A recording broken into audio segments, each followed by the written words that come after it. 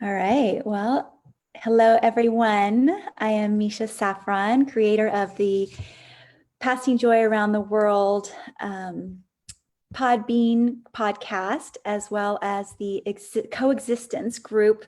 It's actually the Authentic and Wholehearted Joy group, a private women's group on Facebook. And we talk about the coexistence of so many things. We talk about the coexistence of joy and sadness. We talk about the coexistence of life and death. And we talk about the coexistence of pain and comfort.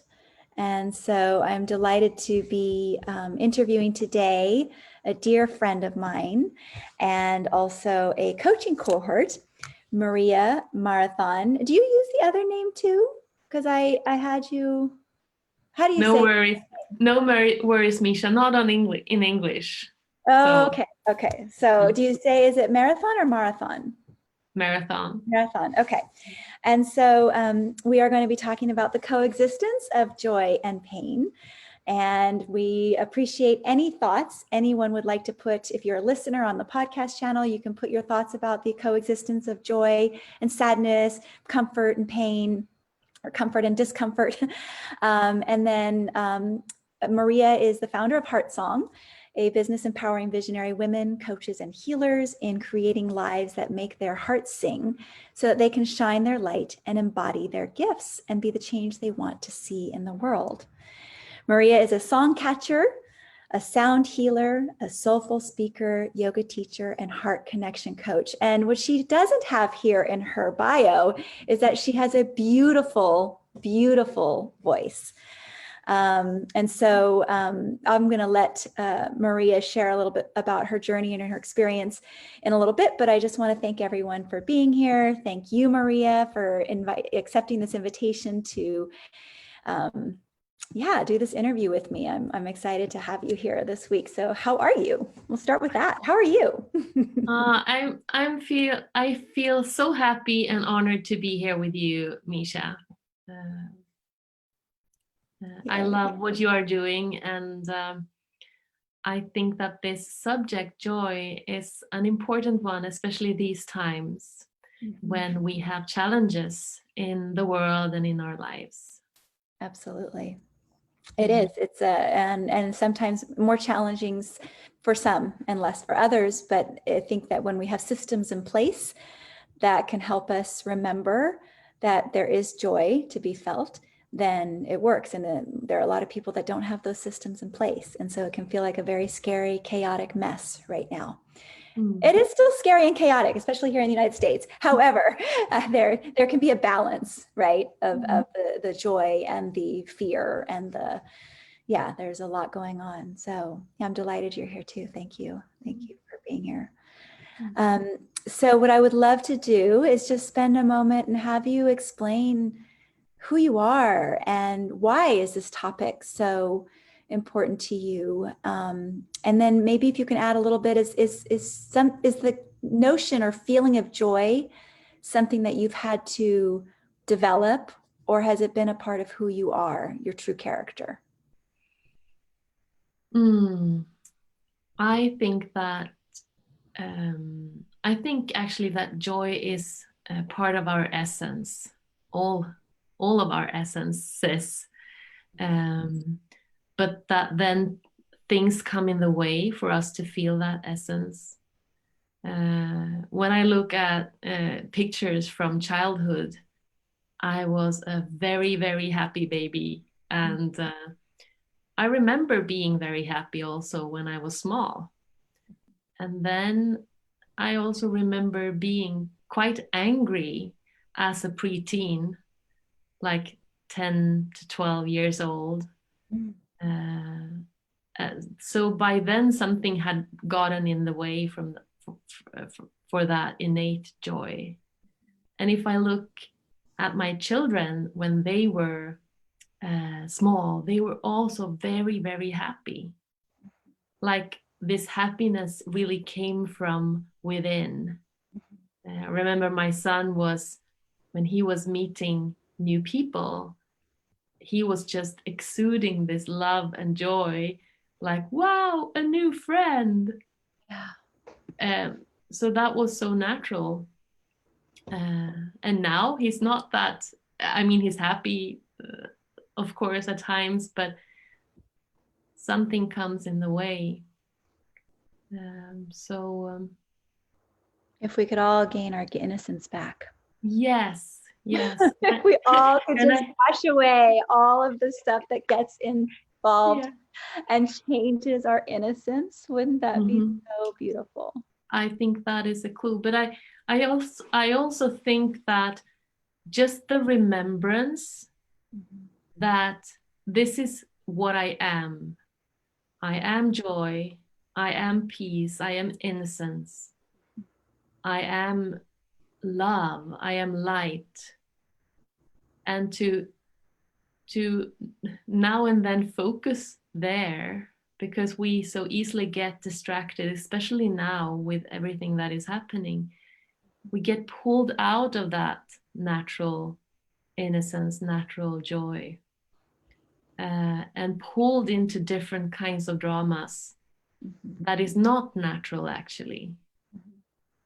So I think to remind each other of that authentic and wholehearted joy that Right? is there, and try to spend time there Mhm. each day. And it's sometimes hard work.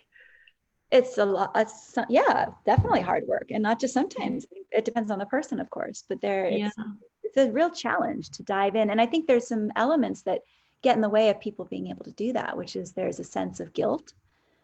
Like Mm. if I'm going to spend some time feeling authentically and wholeheartedly joyful, then I must be denying or depriving the existence of the pain in the world or other things that are going on. And I think that what's really important for society is that people understand it doesn't have to be either or. You know, Mm. we're such an either or world. It's got to Mm. be this or that. But we can feel joy and feel sadness in the Mm. same moment. Absolutely. And that is what makes us human. Yeah. Mm. Yeah. Thank you for that. So, you know, what we didn't mention is that you're not here in the US with me. No, I'm not. Tell everybody where you are. And I would love you to introduce a little bit about your business and what you do. Mm. You know, again, the calling to this topic for you. Yes. So I live in Sweden, in Northern Europe, close to the Arctic Circle. And I run a business that I started, um, when was it? 2014, I think, Mhm. 6 years ago. And I found the name Heart Song, and or it found me actually. And the intention when I started was to to create a life that makes my heart sing, and to inspire others to do the same. That was my intention. It turned out that it's a scary thing. And I kind of played safe in the beginning. I was uh, just trained as a yoga teacher. I had a therapist training 20 years back, and when I took that, I really, really wanted to assist people, um, with getting their spark back in life, and I loved seeing when the light turns on in a person's eyes when they connect with themselves, with their authentic being. Um, but what happened then at the end of that training was that I was actually, uh, in so much pain, Mm. and I had this expectation on myself that I would start a business then, and start working as a therapist. But I was feeling so, um, in so much pain, and it developed to a deep depression, where I actually didn't want to live. So when I started this business, I played it safe. I was yoga teacher. I was teaching yoga. I felt comfortable there. And also it was a very satisfying career, but I didn't go all the way with what made my heart sing. And as I tried to inspire others to do that, that kind of came to the surface over and over again, that I am actually denying myself to be in what I truly, truly, truly love. Yeah. And that was something around the music that I receive and create. So this last year, I've started to more and more step into that and introduce that into my coaching, and use the music as a transformational tool. Yeah. And not as a performer, but as more like an activating force and inspiring my clients to use their voice and to use their creativity to activate their passion, their joy, their purpose, and create with their voice. We are so powerful, and especially when we use our voice in a playful way. Yes. So that is what my heart is singing No, about. And that's what I'm doing now. that's beautiful. Thank you. Yes, and I've had the privilege of being able to witness you in song, but also in thought and in words. And I feel joy when I get to connect with you. So it's been really beautiful. I can only imagine how your clients feel. Thank Do you you. find that growing up there was joy in your family? There And was joy. what was it? What was the definition, I guess, of joy at that point? I think that there was definitely joy and playfulness, but in my family, it was a few feelings that were not allowed. And of course it was never spoken out. You cannot be, but anger was a feeling that was like pressed down. And also conflict. So and when you stifle one strong feeling like that, and of course that was because it was a pattern in the family, that these emotions are okay, but these are not okay. Okay. And I incorporated that, and I'm actually, I can be very fiery, but in my family I grew up as this balance person that kind of held space and Hell or held? held Held. space. Okay. Yes. Some people say, oh yeah, I grew Not up in held that held space. space too. Held. Held space. Yeah. Yeah. So I took on this role of being like the soother, the balancer, and for me, that was one of the reasons that I developed depression, both in my teens and then later in my 30s. Yeah. Because I pushed down that life force, that fire, and all of a sudden, like from one day to another, I could never understand how this depression came, because all of a sudden I was in it in my teens, and I think that was because I had to hold this life force under the rug, like not okay to be in your power. Yeah. And it has taken me many years to reclaim that power, and um, I still have a hard time with conflict because of this conditioning. So I'm still learning that. But I also know now to to be in anger, let it out. And Absolutely. mm, Absolutely. When you are in a space that doesn't feel comfortable, what is your journey to joy? mm, I think that depends if I'm in a relationship to other people. Mhm. And I have a very open energy system, so I feel conflict and anger very strongly in my body. Mhm. Even if it's not mine, I feel it. Yes, I do. Um, mm. So if I'm with other people, I might, as a defense mechanism, close off a bit to be Mhm. able to be with that. Mhm. Um, and but if I'm alone and I get these feelings, Mhm. I I've learned how to hold space for myself and to let the energy move, because it's just energy. Yeah. It's emotions that is shifting, and they shift faster and transmute and alchemize Mhm. when we let them flow.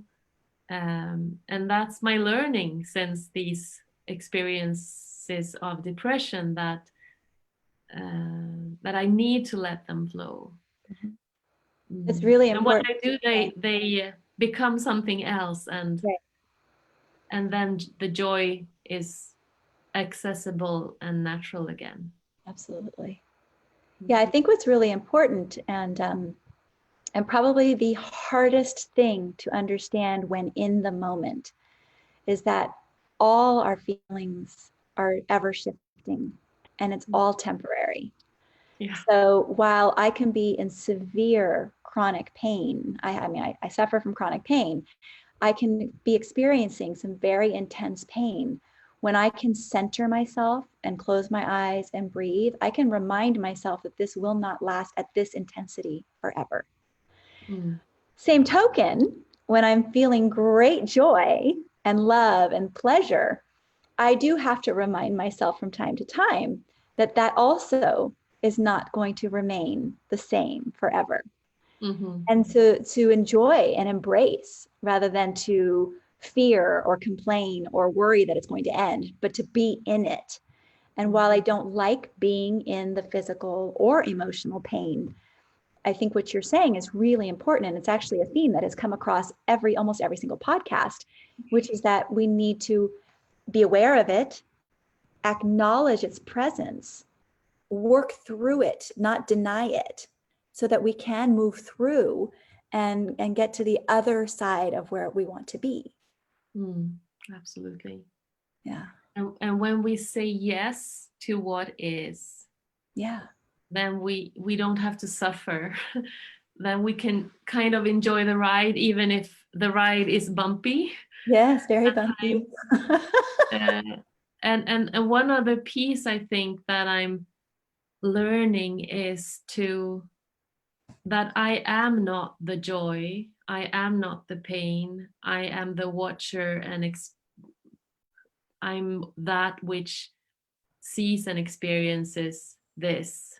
Mm. Because the moment that we identify, we attach, and then we also value one as good and one as bad. Right. And I guess that is also something that when so different things are being played out now on the world stage, Yeah. that it's so we're so conditioned to go into this is right, this is wrong, Mhm. It's that into either this or that polarity. yeah. But if we just take a step back and see that these are different energies, Mm. and they are actually coming to the surface to be felt, to be held, to be healed, Absolutely. and be let go of, Mm. uh, so that we don't get stuck in the game. Yeah. I think that is super important right now, Yeah. because Absolutely. because there are forces that wants us to be polarized. Mhm. um, when we're one, that's the truth, we are one. Mhm. So I noticed when we started the interview that when you said the word and words, you said joy, and when you said authentic and wholehearted joy, you lit up. It was almost like you felt it in your body. And so I'm curious, what does the word joy evoke for you? Mm. Yeah, it's lightness. Mhm. It's this. I think it's connection with something bigger Mm. that we are all a part of. Um, it's life force, love, Mhm. and I believe it's our essence, as I said, Mhm. Yeah. Yeah. and that it's infinite. It's, I mean, the happiness can come and go, but this core essence of joy, it's infinite. It's always there. It's like the sun is always there. Then the weather can, and nighttime can make us think that the sun is not there, but it's always there. And I think it's the same thing with joy. I'm really glad you brought that up because we've talked before in other episodes about what is the difference between joy and happiness. Mm, And so it sounds to me that what you're saying is, and I do fully believe this, that the joy is part of our core. It's there. mm, And that happiness is perhaps an external, something creates happiness in us as a result, like a circumstance, or mm, somebody's getting married, or they just had a baby, or we just saw a butterfly flutter by, that brings a smile. And that our true essence of joy then is emphasized, or what's the word I'm looking for? Ignited mm, because of this happy moment. mm. That's what I feel. I don't know if you have another distinction that you'd like to put for joy Ah. versus happiness. I'm not sure that I want to go there. I think we can be happy for no reason. Yes, There's even a book with a title, Happy for No Reason. I love it. But I guess maybe if I would describe them, maybe joy is to the core. Like joy is more essence for It's me, deeper. at It least. Yeah, penetrates more deeply. yeah. Yeah. Yeah, I agree with that. I do. And I think that that's why sometimes people don't know it's there. Because Mm-hmm. it's deep Mm, and it's yeah, it's hard to access sometimes. yeah. Yeah. And it's not always, I mean, this playful, bubbly, happy joy. It's Right? not always that. It can be this sacred, really still moment Yeah. where you feel this profound joy, Yeah. watching a beautiful flower or hearing music that really goes to that depth. Yeah. Um, so joy can be very, it can be stillness. Mm. Mm, Thank you. thank you. So I know that when I ask friends and coaching cohort and other people to come on to my podcast, I like to do a little boost for you and your business. And I know that you have a free gift called Morning Magic, which is, you said, a heart song activation to set you off for a great day. Is that right? Yes. You want to, I put it in the comments in the link and I'll put it on the podcast as well. But would you like to share with people what they can, well, they'll click on the link and they'll go to the page to get the information from you. But do you want to explain a little bit about what this heart song activation is and does? Yes. So this is a song that speaks about uh, the magic in the morning, when we start soft stretching and breathing and appreciating ourselves and everything in our lives that we can appreciate. And it's talking about this brand new day that is a possibility to start fresh. And in the lyrics are actually a few things that I teach my client that they can do in the morning to choose a high timeline for their day, to set the intention, and to kind of take charge of their day. That doesn't mean, of course, that every day will be magical and no problems could ever happen, but we can Oh man, actually I was really hoping you had the magic answer. a disclaimer. Yes, yeah, No, good but for you. we can set we can kind of ease the path for ourselves if we become very deliberate in the beginning of the day and not instantly check our phone and check the news and you know but tend to our vibration Absolutely. and focus, call in what you want your day to be about. I fully agree with that. My generally, not every day, I do work at it, but my general practice when I get up in the morning is to do my gratitude, my affirmations, and journal.